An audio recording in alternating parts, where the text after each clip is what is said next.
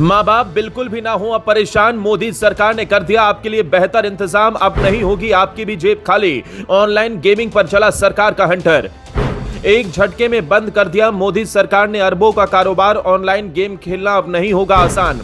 Dream 11, rummy, poker, fantasy league लेकर सबकी बत्ती हो गई गुल। एक दो नहीं बल्कि करोड़ों लोगों को लगा मोदी सरकार के फैसले से झटका, गेमिंग ऐप के डायरेक्टरों का माथा ठनका, लिख दी ऐसी चिट्ठी, मचा सोशल मीडिया पर बवाल। जी हां, जो खबर आई है वो गेम खेलने वालों की रातों की नींद उड़ा सकती है, क्योंकि जिन बच्चों के मां बाप गेम खेलकर लाखों करोड़ों रुपए की बर्बादी करते थे, अपने कीमती समय का दुरुपयोग करते थे, उनके लिए मोदी सरकार ने ऐसा कदम उठाया है जिसने गेमिंग सेक्टर से जुड़े करोड़ों लोगों की नींद उड़ा दी। यहां तक कि कई क्रिकेटर्स को भी बड़ा झटका लगा, जिसके पीछे की वजह भी आपको बताते हैं। लेकिन उससे पहले आपको बता दें, मोदी सरकार ने हर मां बाप की प्रॉब्लम को सॉल्व कर दिया है। खबरों की माने तो मोदी सरकार ऐसा बिल लेकर आई है जिसके बाद वो दिन अब लग जाएंगे जब बच्चा मोबाइल में डूबकर ड्रीम 11, रमी, पोकर में घर का पैसा उड़ा देता था।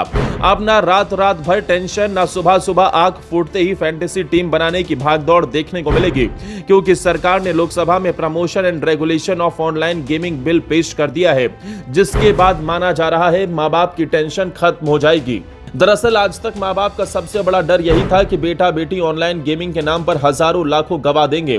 कोई पॉकेट मनी से शुरू करता, फिर घर का पैसा और फिर लोन लेकर भी खेल में डूब जाता। कई तो ऐसे भी केस सामने आए जहां बेटा हार गया और पूरे परिवार की जमा पूंजी खत्म हो गई।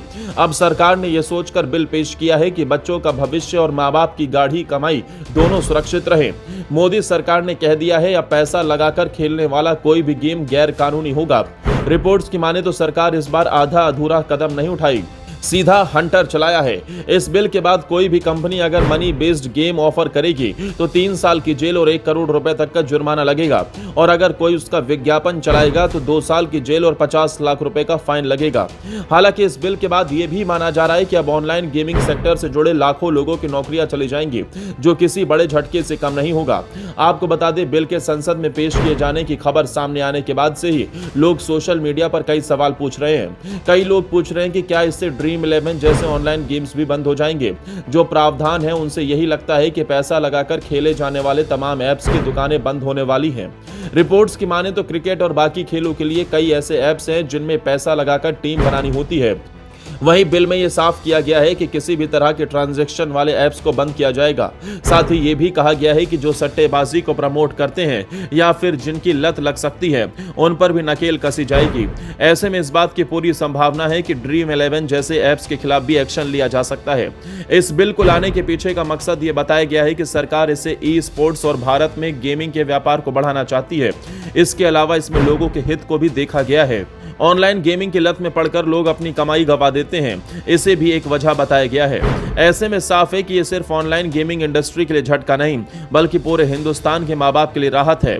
अब वो दिन खत्म हो गए जब बच्चे छिप कर ऐप्स पर पैसा उड़ाते थे। अब हर घर में चैन की नींद होगी, क्योंकि सरकार ने जेब बचाने और भविष्य संवारने का पक्का इंतजाम कर दिया। ये फैसला दिखाता है कि मोदी सरकार सिर्फ इंडस्ट्री की नहीं, आम आदमी की भी सोचती है। आपके इस फैसले पर क्या राय है, कमेंट करके जरूर बताएं।